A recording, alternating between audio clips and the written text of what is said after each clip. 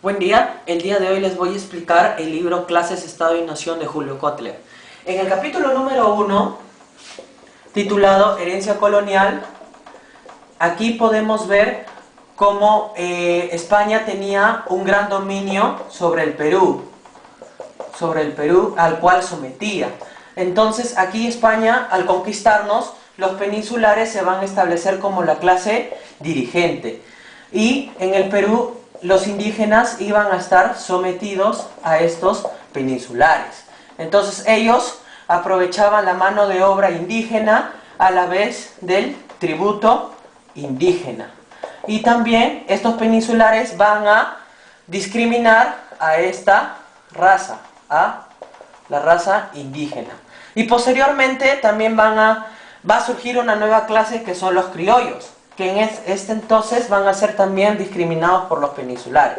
Bueno, los criollos van a ser la clase dirigente después de los peninsulares y van a heredar justamente esto, la discriminación, la mano de obra indígena y el tributo indígena. No iban a cambiar esto de aquí. Entonces se establece esta herencia colonial en los criollos, que van a seguir explotando y marginando hacia los indígenas. Y en el capítulo número 2 es donde se va a dar la desintegración colonial. ¿Y cómo se va a dar esta desintegración colonial? Debido a que surgen los militares. Entonces va a surgir una nueva clase que son los militares y van a perder el poder los criollos. Entonces estos militares van a surgir como la clase dirigente y van a lograr la independencia del Perú. Y para hablar de independencia del Perú tenemos que hablar de San Martín y de Simón Bolívar.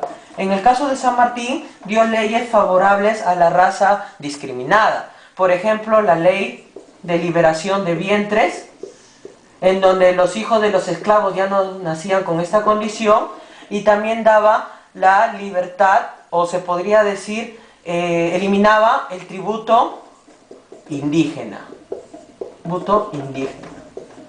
Y después Simón Bolívar va a restablecer el tributo indígena con el objetivo de poder lograr la independencia en el Perú, el cual lo logró.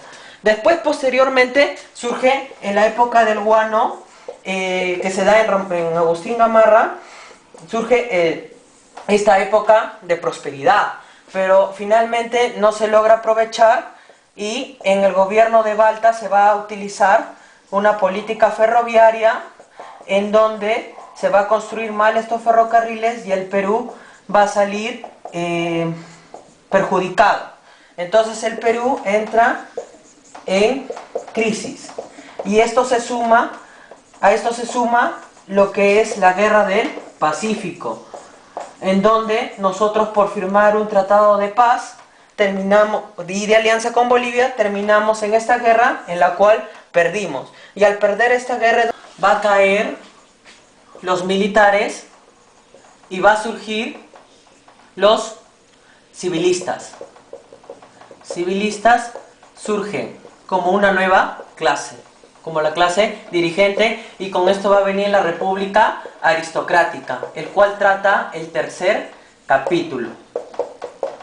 El capítulo tercero, ¿sí? Pero sin olvidarnos que en este periodo la gran derrota de la Guerra del Pacífico, o la guerra contra Chile, se dio debido a que no existía una identidad nacional. Porque ese indígena que se le había explotado, que se le había maltratado, al final no luchó por una causa patriótica. Entonces el Perú, que estaba dividido, perdió debido a que el indígena no era considerado, o por la falta de identificación nacional.